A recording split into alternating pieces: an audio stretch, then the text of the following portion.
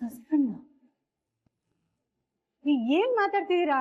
ತನ್ವಿ ಕಾಲೇಜಿಂದ ಸಸ್ಪೆಂಡ್ ಅಲ್ಲ? ಯಾವಾಗ, ಯಾಕೆ? ಅದನ್ನೆಲ್ಲ ನಿಮ್ ಮಗಳ ಹತ್ರನ ಕೇಳಿ ತಿಳ್ಕೊಳ್ಳಿ. ವಯಸ್ಸಿಗೆ ಬಂದ್ ಮಕ್ಳಿದ್ದಾಗ ಅವ್ರ ಬಗ್ಗೆ ಎಷ್ಟೇ ಕೇರ್ ತಗೊಂಡ್ರು ಕಡಿಮೆನೆ ಮೇಡಮ್.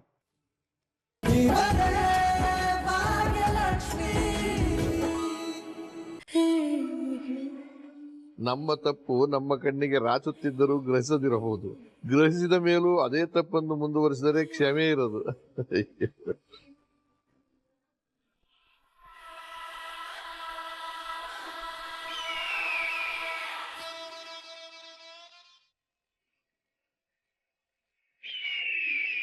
ಇಲ್ಲಿರಲಾರೆ ಅಲ್ಲಿಗೆ ಹೋಗಲ. ಯಾಕಮ್ಮ, ಏನ್ ಸಮಾಚಾರ? ಏನಾದ್ರೂ ಹೇಳ್ಬೇಕು ಅಂತ ಇದ್ರೆ ಹೇಳ್ಬೇಕು, ಅಥವಾ ಮಾತಾಡ್ಬೇಕು ಅಂತಂದ್ರೆ ಮಾತಾಡ್ಬೇಕು, ಕೇಳ್ಬೇಕು. ಇನ್ ಸುಮ್ಮನೆ ನಿಂತ್ಕೊಂಡ್ರೆ ಏನರ್ಥ? ಡ್ಯಾಡ್, ನಿಮ್ ಹತ್ರ ನಾನೊಂದು ಪ್ರಶ್ನೆ ಕೇಳ್ಬೇಕು. ಓ, ಪ್ರಶ್ನೆ ಕೇಳಕ್ ಬಂದ? ಕೇಳು. ಅಲ್ಲ ಡ್ಯಾಡ್, ಭಾಗ್ಯಂಗೆ ಕೆಲಸ ಸಿಕ್ಕಿದ ತಕ್ಷಣ ನೀವ್ಯಾಕೆ ಅಷ್ಟೊಂದು ಖುಷಿ ಆದ್ರಿ? ಅಂದ್ರೆ ಭಾಗ್ಯ ನಮ್ ಕಂಪ್ನಿ ಜಾಯ್ನ್ ಆಗ್ಲಿ ಅಂತ ನೀವ್ ಆಸೆ ಪಡ್ತಿದ್ರಾ? ಖಂಡಿತ ಹೌದು. ಭಾಗ್ಯ ಇಂಟರ್ನಲ್ ಪಾಸ್ ಮಾಡುವುದು ನನಗೆ ತುಂಬಾ ಖುಷಿ ಆಯ್ತು. ಖುಷಿನಾ? ನಿಮ್ಗ ಯಾಕೆ ಖುಷಿ?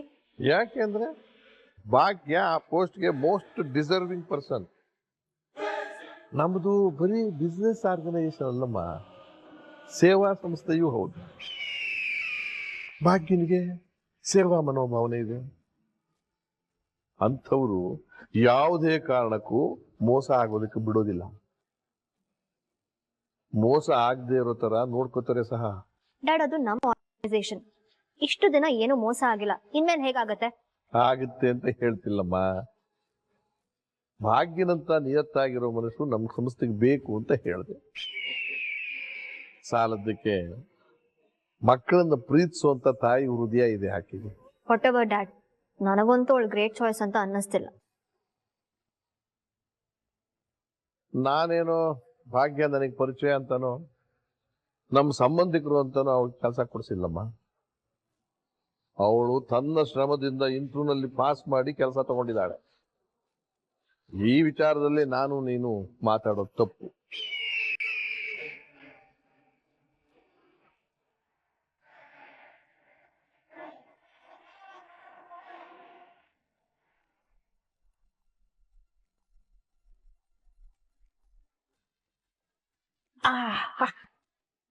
ಕೈಯಲ್ಲಿ ರಿಮ್ಯಾಟ್ ಇಟ್ಕೊಂಡು ನಿಮಿಷಕ್ಕೊಂದ್ಸಲ ಪಟ ಪಟ ಪಟ ಅಂತ ಚಾನಲ್ ಚೇಂಜ್ ಮಾಡ್ತಾ ಟಿವಿ ನೋಡೋದೇ ಮಜಾ.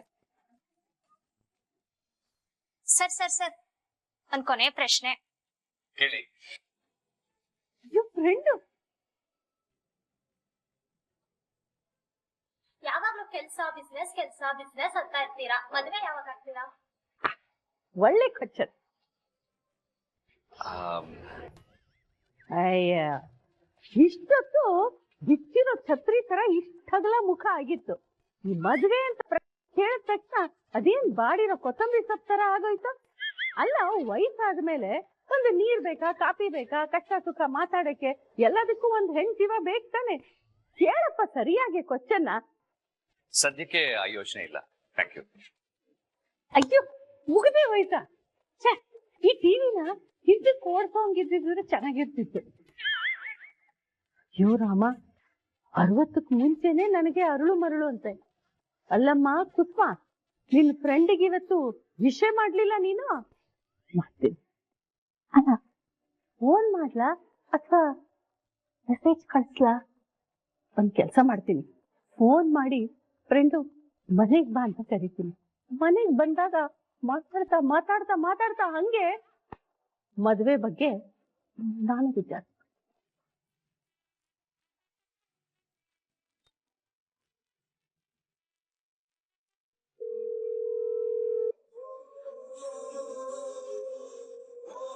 ಹಲೋ ಗೆಳತಿ, ಏನ್ ಸಮಾಚಾರ? Good morning friend. ಈಗಷ್ಟೇ ನಿನ್ನ ಟಿವಿ ನೋಡ್ದೆ. ಇಂಟರ್ವ್ಯೂ? ಅಯ್ಯೋ, ಹಾಕೋದ್ರಲ್ಲಿ ಕೊನೇದು ಬರ್ತಾ ಇತ್ತು, ನೋಡೋ ಅಷ್ಟ್ರಲ್ಲಿ ಮುಗದೇ ಹೋಯ್ತು. ನೀ ಏನ್ ಮಾಡ್ತಿದೀಯಾ? ನಿಮ್ ಫ್ಯಾಮಿಲಿ ಬಗ್ಗೆನೇ ಯೋಚನೆ ಮಾಡ್ತಾ ಇದ್ದೆ. ಈ ತರ ಎಲ್ಲ ಸುಳ್ಳು ಹೇಳಿದ್ರೆ ಮುಖದ ಮೇಲೆ ಮಡವೆ ಬರುತ್ತೆ. ಹೇ, ನಿಜವಾಗ್ಲು ನಾನ್ ನಿಮ್ ಮನೇಲಿ ಇದ್ದಾಗ ನೀವಿದ್ರಿ, ಭಾಗ್ಯ ಅವರಿದ್ರು, ಎಲ್ರು ಇದ್ರಿ. ನಿಮ್ಮೆಲ್ರಿಂದಾನು ಏನಾದ್ರೂ ನಾನು ಕಲಿತಾನೆ ಇದ್ದೆ. ನಿಮ್ ಮನೆ ಮಕ್ಕಳು, ಅವ್ರ ತುಂಟತನ ವಾವ್, ಅದೆಲ್ಲ ಜೀವನದಲ್ಲಿ ಅದ್ಭುತವಾದಂತ ನೆನಪು. ಅಲ್ಲಿ ನನ್ ಸುತ್ತ ಇರೋರ್ ಉಸಿರು ನಾನು ಉಸಿರಾಡ್ತಾ ಇದ್ದೀನಿ ಅಂತ ನೆನಪಿಸ್ತಾ ಇತ್ತು. ಈಗ ನೋಡಿ, ಅದೇ ಆಫೀಸು, ಅದೇ ಮನೆ, ನಾನು ಕಟ್ಕೊಂಡಿರೋ ಸಾಮ್ರಾಜ್ಯದಲ್ಲಿ ನಾನೇ ಪಂಜರದ ಗಿಡಿ ಆಗ್ಬಿಟ್ಟಿದ್ದೀನಿ. ಅಷ್ಟೊಂದು ಯೋಚನೆ ಯಾಕೆ ಮಾಡ್ಬೇಕು? ಗೂಡ್ ಬಿಟ್ಟು ನಮ್ಮನೆಗೆ ಹಾರ್ಕೊಂಡ್ ಬರ್ಬೋದಪ್ಪ. ಹಾರ್ಕೊಂಡ್ ಬರೋದಕ್ಕೆ ಏನು ಕಾರಣ ಇಲ್ವಲ್ಲ ಗೆಳತಿ. ಹೌದಾ? ನೀನ್ ಕಾರಣ ಇಟ್ಕೊಂಡೇ ಬರೋದಾ? ಕಾರಣ ಇಟ್ಕೊಂಡೇ ನಮ್ಮನೆಗ್ ಬರೋದಕ್ಕೆ ನೀನೇನ್ ಹೊರಗ್ನೋನಲ್ಲ, ನಮ್ಗೆ ಹತ್ರವಾದ ನೆಂಟ್ರು, ಅದಕ್ಕಿಂತ ಹೆಚ್ಚಾಗಿ ನನ್ನ ಫ್ರೆಂಡು. ಅಲ್ಲ, ಹಾಗೆ ಬರೋದಕ್ಕೂ ಅಲ್ಲೇ ಇರೋದಕ್ಕೂ ವ್ಯತ್ಯಾಸ ಇದೆ ಅಲ್ವಾ? ಕೆಲವೊಂದ್ಸಲ ಮೆದುಳು ಮನಸ್ಸು ಬೇರೆ ಬೇರೆ ಪೇಜಲ್ಲಿ ಕೂತು ಕಾಪಿ ರೈಟಿಂಗ್ ಮಾಡ್ತಾ ಇರುತ್ತೆ. 3 ಗಂಟೆ ಹಾಕಿಸ್ಕೊಳ್ಳೋದು ಬಂದಿದ್ರೆ ಈ ತರ ಎಲ್ಲ ವೇದಾಂತ ಮಾತಾಡೋಷ್ಟು ಸಮಯ ಎಲ್ಲಿ ಸಿಕ್ತಿತ್ತು? ಏನಂದ್ರಿ ಗೆಳತಿ? ಏನಿಲ್ಲ ಏನಿಲ್ಲ, ಇವತ್ ನೀನ್ ಯಾಕೆ ನಮ್ಮ ಮನೆ ಕಡೆಗೆ ಬರಬಾರ್ದು ಅಂತ ಕೇಳ್ತಾ ಇದ್ದೆ.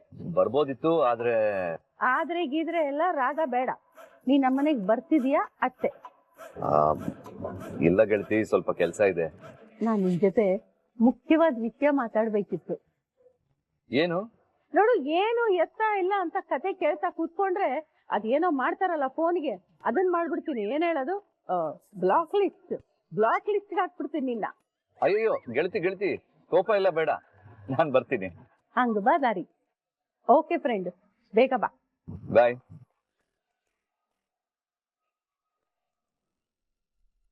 ಮಕ್ಕಳು ಭಾಗ್ಯ ಅವ್ರಿಗೆ ಎಷ್ಟು ಬೇಗ ಹೊಂದ್ಕೊಂಡ್ಬಿಟ್ಟಿದ್ದಾರೆ, ಅದನ್ನ ನೋಡೋಕೆ ಖುಷಿ ಆಗುತ್ತೆ. ಭಾಗ್ಯ ಅವರು ಅಷ್ಟೇ, ಇದನ್ನ ಕೆಲಸ ಅಂತ ಮಾಡ್ತಾ ಇಲ್ಲ, ಮನಸ್ಫೂರ್ತಿಯಾಗಿ ಮಾಡ್ತಾ ಇದ್ದಾರೆ. ಮಕ್ಕಳು ಅಷ್ಟೇ, ಅವ್ರ ಜೊತೆ ತುಂಬಾ ಬೇಗ ಹೊಂದ್ಕೊಂಡ್ಬಿಟ್ಟಿದ್ದಾರೆ. ಇದು ಒಂದು ಟ್ರಸ್ಟ್ ಅನ್ನೋ ಫೀಲ್ ಕೊಡ್ತಾ ಇಲ್ಲ, ಫ್ಯಾಮಿಲಿ ಅನ್ನೋ ಫೀಲ್ ಕೊಡ್ತಾ ಇದೆ. ಇಂಟರ್ವ್ಯೂ ಮಾಡಬೇಕು ಅಂತ ಹೇಳಿದಾಗ ನಂಗೆ ತುಂಬಾನೇ ಬೇಜಾರಾಗಿತ್ತು. ಎಲ್ಲಿ ಅನವಶ್ಯಕವಾಗಿ ಭಾಗ್ಯ ಅವ್ರನ್ನ ಇದರಲ್ಲಿ ಎಳ್ಕೊಂಡ್ ಬಂದ್ಬಿಟ್ನೋ ಅಂತ ಅನಿಸ್ತಾ ಇತ್ತು. ಎಲ್ಲಿ ಭಾಗ್ಯ ಅವ್ರಿಗೆ ನೋವಾಗುತ್ತೋ ಅಂದ್ಕೊಂಡಿದ್ದೆ. ಕೊನೆಗೆ ನೋಡಿದ್ರೆ ಅವರೇ ಗೆದ್ದು ಬಂದ್ಬಿಟ್ರು. ಇಂಥ ಸೇವಾ ಸಂಸ್ಥೆಯಲ್ಲಿ ಕೆಲಸ ಮಾಡೋದಕ್ಕೆ ಭಾಗ್ಯ ಅವರೇ ಸರಿಯಾದ ಆಯ್ಕೆ. ಎಸ್. ಹಲೋ ಅತ್ತೆ. ಅದೇ ಎಲ್ಲಿದ್ಯಾ? ಒಂದ್ ಸೈಟ್ ವಿಸಿಟ್ ಇತ್ತು, ಹೋಗ್ತಾ ಇದೀನಿ ಅತ್ತೆ. ಯಾಕೆ, ಏನಾಯ್ತು? ಹೌದಾ? ಮನೆಗ್ ಬರ್ಬೇಕಾದ್ರೆ ಎಷ್ಟೊತ್ತಾಗುತ್ತೆ ಅಂತ ಕೇಳೋದಕ್ಕೆ ಕಾಲ್ ಮಾಡ್ತೀನಿ. ಅದೇ ಆಸ್ ಯೂಶುವಲ್ ದಿನ ಬರೋ ಟೈಮ್ಗೆ ಬರ್ತೀನತ್ತೆ. ಏನಾದ್ರೂ ಮುಖ್ಯವಾದ ವಿಷಯ ಇತ್ತ ಅತ್ತೆ? Anything important? ಓ, ಏನಾದ್ರೂ ಇಂಪಾರ್ಟೆಂಟ್ ಇದ್ರೆ ಮಾತ್ರ ತಾವ್ ಬೇಗ ಮನೆಗ್ ಬರೋದಾ? ಹಾಗೇನು ಇಲ್ಲ, ಸುಮ್ನೆ ಕೇಳಿದೆ. ಸರಿ, ಇಂಪಾರ್ಟೆಂಟ್ ಇರೋದಕ್ಕೆ ಫೋನ್ ಮಾಡಿದ್ದು, ಬೇಗ ಬಾ. ಓಕೆ ಅತ್ತೆ, ಬರ್ತೀನಿ.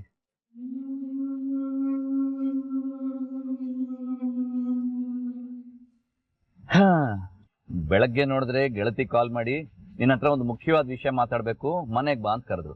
ಈಗ ನೋಡಿದ್ರೆ ಅತ್ತೆ ಕಾಲ್ ಮಾಡಿ ನಿನ್ನ ಹತ್ರ ಒಂದು ಮುಖ್ಯವಾದ ವಿಷಯ ಮಾತಾಡ್ಬೇಕು, ಬೇಗ ಮನೆಗ್ ಬಾ ಅಂತ ಕರಿತಾ ಇದ್ದಾರೆ. ಎಲ್ರಿಗೂ ನನ್ನ ಜೊತೆ ಮುಖ್ಯವಾದ ವಿಷಯ ಶೇರ್ ಮಾಡ್ಕೋಬೇಕು ಅಂತಿದೆ, ಆದ್ರೆ ಆ ವಿಷಯ ಏನು ಅಂತ ಯಾರು ಹೇಳ್ತಾ ಇಲ್ಲ. ಅವಬ್ಬಬ್ಬ, ಅದೇನು ಅಂತ ಗೆಸ್ ಮಾಡಿ ಮಾಡಿ ನನಗಂತೂ ಸಾಕಾಗೋಗಿದೆ.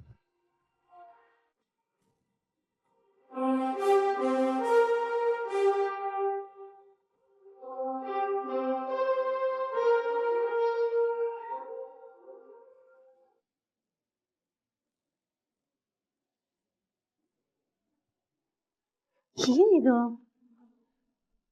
ಈ 2 ಬಿಲ್ಲು ಒಂದಕ್ಕೊಂದು ಟ್ಯಾಲಿನೇ ಆಗ್ತಿಲ್ವಲ್ಲ.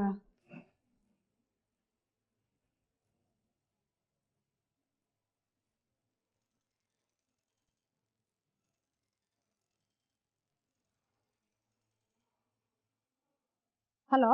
ಹಲೋ, ನೀವು ತನ್ವಿ ಅಮ್ಮ ಅಲ್ವಾ? ಹೌದು, ಯಾಕೆ? ತನ್ವಿಗೆ ಏನಾಯ್ತು? ಅವಳಿಗೇನೂ ಆಗಿಲ್ಲ, ಬಟ್ ನಿಮಗೇನಾಗಿದೆ? ನನ್ಗ? ನಾನ್ ಚೆನ್ನಾಗೇ ಇದ್ದೀನಲ್ಲ. ಅಷ್ಟಕ್ಕೂ ಯಾರು ನೀವು? ನಿಮ್ಗೆ ಏನಾಗ್ಬೇಕಿತ್ತು? ನನಗೇನೂ ಆಗಿಲ್ಲ ಮೇಡಮ್. ನಿಮ್ಮ ಮಗಳ ಜೊತೆ ನಿಮ್ಮ ರಿಲೇಶನ್ಶಿಪ್ ಹೇಗಿದೆ? ಯಾರು ನೀವು? ಇಷ್ಟಕ್ಕೂ ಯಾಕೆ ಇಂಥ ಪ್ರಶ್ನೆಗಳನ್ನ ಕೇಳ್ತಿದ್ದೀರಿ? ನನ್ನ ಮಗಳ ಜೊತೆ ನಾನು ಚೆನ್ನಾಗಿದ್ದೀನೋ ಇಲ್ವೋ ಅಂತ ತಿಳ್ಕೊಂಡು ನಿಮ್ಗೇನಾಗ್ಬೇಕು? ನನಗೇನೂ ಆಗ್ಬೇಕಾಗಿಲ್ಲ ಮೇಡಮ್, ಆಗ್ಬೇಕಾಗಿರೋದಲ್ಲ ನಿಮಗೆ. ನಿಮ್ಮ ಮಗಳನ್ನ ನೀವು ಚೆನ್ನಾಗಿ ನೋಡ್ಕೊಂಡಿದ್ರೆ ಹೀಗೆಲ್ಲ ಆಗ್ತಾ ಇರ್ಲಿಲ್ಲ. ಯಾಕೆ ಈ ತರ ಎಲ್ಲ ಮಾತಾಡ್ತಿದ್ದೀರಿ? ನೋಡಿ, ಗಾಬರಿ ಆಗೋ ತರ ಮಾತಾಡ್ಬೇಡಿ. ವಿಷಯ ಏನು ಅಂತ ನೇರವಾಗಿ ಹೇಳಿ ಪ್ಲೀಸ್. ಓ, ಹಾಗಿದ್ರೆ ನಿಮ್ ಮಗಳು ಕಾಲೇಜಿಂದ ಸಸ್ಪೆಂಡ್ ಆಗಿರೋ ವಿಷಯ ನಿಮ್ಗೆ ಗೊತ್ತೇ ಇಲ್ವಾ?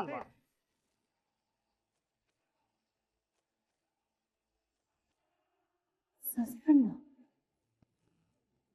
ಏನ್ ಮಾತಾಡ್ತಿದ್ದೀರಾ? ತನ್ವಿ ಕಾಲೇಜಿಂದ ಸಸ್ಪೆಂಡ್ ಅಲ್ಲ? ಯಾವಾಗ? ಯಾಕೆ? ಅದನ್ನೆಲ್ಲ ನಿಮ್ ಮಗಳ ಹತ್ರನ ಕೇಳಿ ತಿಳ್ಕೊಳ್ಳಿ. ವಯಸ್ಸಿಗೆ ಬಂದ್ ಮಕ್ಳಿದ್ದಾಗ ಅವ್ರ ಬಗ್ಗೆ ಎಷ್ಟೇ ಕೇರ್ ತಗೊಂಡ್ರು ಕಡಿಮೆನೆ ಮೇಡಮ್. ಒಮ್ಮೆ ಕೈ ತಪ್ಪ ಹೋದ್ರೆ ಸರಿ ದಾರಿ ತರೋದು ತುಂಬಾ ಕಷ್ಟ ಆಗತ್ತೆ. ಅದೇಗ್ ಇಷ್ಟು ಕೇರ್ಲೆಸ್ ಆಗಿರ್ತಿರೋ ಅರ್ಥನೇ ಆಗಲ್ಲಪ್ಪ. ಅಲ್ಲ, ನೀವ್ ಯಾರು? ತನ್ವಿ ಯಾಕೆ ಸಸ್ಪೆಂಡ್?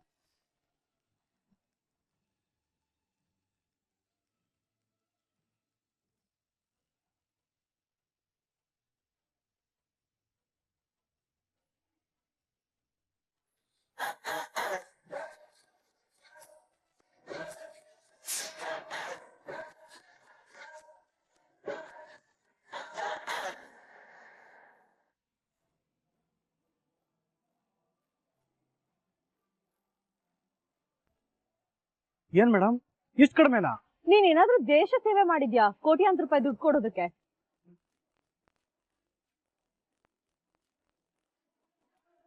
ನೋಡು, ಆ ನಂಬರ್ ಇಂದ ಎಷ್ಟೇ ಸಲ ಕಾಲ್ ಬಂದ್ರು ಪಿಕ್ ಮಾಡಬಾರ್ದು, ಬ್ಲಾಕ್ ಮಾಡು. ಅಷ್ಟೇ ಅಲ್ಲ, ಅಪ್ಪಿ ತಪ್ಪಿ ಕೂಡ ಇದನ್ನ ನಾನೇ ಮಾಡ್ತಿದ್ದೀನಿ ಅಂತ ಯಾರ ಹತ್ರನೂ ಬಾಯ್ ಬಿಡಬಾರ್ದು, ತಿಳಿತಾ? ಯೋಚನೆ ಮಾಡಬೇಡಿ ಮೇಡಮ್, ಈ ಮ್ಯಾಟ್ರ್ ಇಲ್ಲಿಗೆ ಕ್ಲೋಸ್. ಬರ್ತೀನಿ ಮೇಡಮ್, ಥ್ಯಾಂಕ್ ಯು.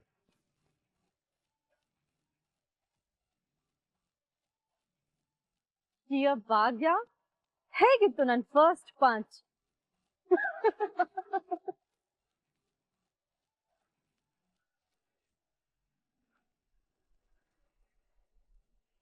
ಯಾಕೆ ಬಂಗಾರಿ ಹೀಗ್ ಮಾಡ್ದೆ? ನನ್ ಮಗಳು ಯಾವ್ದೇ ಕಾರಣಕ್ಕೂ ನನ್ನಿಂದ ಯಾವ ವಿಷಯನೂ ಮುಚ್ಚಿಡಲ್ಲ ಅಂತ ಅನ್ಕೊಂಡಿದ್ನಲ್ಲೇ. ನನ್ ಮಗಳು ಕಾಲೇಜ್ ಹೋಗ್ತಿದ್ದಾಳೆ, ಚೆನ್ನಾಗಿ ಓದ್ತಿದ್ದಾಳೆ ಅನ್ಕೊಂಡೆ. ಆದ್ರೆ ನೀನ್ ನೋಡಿದ್ರೆ ಸಸ್ಪೆಂಡ್ ಆಗಿದ್ಯಲ್ಲ. ಅಲ್ಲ, ಸಸ್ಪೆಂಡ್ ಆಗುವಂತ ಕೆಲಸ ಏನ್ ಮಾಡಿದ್ರು ನೋಡು. ಆದ್ರೆ ಇವತ್ತು ಕಾಲೇಜ್ ಹೋಗ್ತೀನಿ ಅಂತ ಹೇಳ್ಬಿಟ್ಟು ಹೊರಟ್ಲಲ್ಲ. ಹಾಗಾದ್ರೆ ಅದು ಸುಳ್ಳ? ಅಯ್ಯೋ ದೇವರೇ, ನನ್ನ ಮಗಳೇ ನನ್ಗಿಷ್ಟು ದೊಡ್ಡ ಮೋಸ ಮಾಡ್ಬಿಟ್ಲ. ಯಾಕೆ ಬಂಗಾರಿ, ಯಾಕೆ? ಚೇಚೆ, ಇಲ್ಲ, ಯಾವ್ದೋ ಮೂರನೇ ವ್ಯಕ್ತಿ ಮಾತನ್ನ ಕೇಳ್ಕೊಂಡು ನಾನ್ ಹೇಗೆ ನನ್ನ ಮಗಳ ಬಗ್ಗೆ ಇಷ್ಟು ದೊಡ್ಡ ತೀರ್ಮಾನಕ್ಕೆ ಬಂದ್ಬಿಟ್ಟೆ? ಯಾರ್ಯಾರ ಮಾತನ್ನು ನಂಬಾರ್ದು. ಆ ವ್ಯಕ್ತಿ ಯಾರು ಅಂತ ಗೊತ್ತಿಲ್ಲ, ಎಲ್ಲಿಂದ ಫೋನ್ ಮಾಡಿದ್ದು ಅಂತ ಗೊತ್ತಿಲ್ಲ. ಮತ್ತೆ ನಾನ್ ಹೇಗ್ ನಂಬ್ಲಿ ಅವ್ರ ಮಾತನ್ನ? ಆ ವ್ಯಕ್ತಿ ಮಾತನ್ನ ಕೇಳ್ಕೊಂಡು ನಾನ್ ಹೋಗಿ ಬಂಗಾರಿಗೆ ಪ್ರಶ್ನೆ ಮಾಡಿದ್ರೆ ಅವ್ಳ ಮನ್ಸಿಗೆ ನೋವಾಗಲ್ವಾ?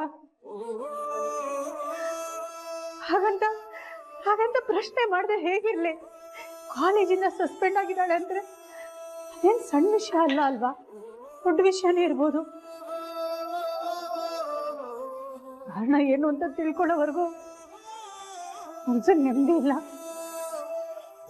ಕೆಲಸ ಮಾಡ್ತೀನಿ, ಮನೆಗೆ ಹೋಗಿ ನೇರವಾಗಿ ತನ್ವಿನೇ ಕೇಳ್ಬಿಡ್ತೀನಿ ವಿಷಯ ಏನು ಅಂತ.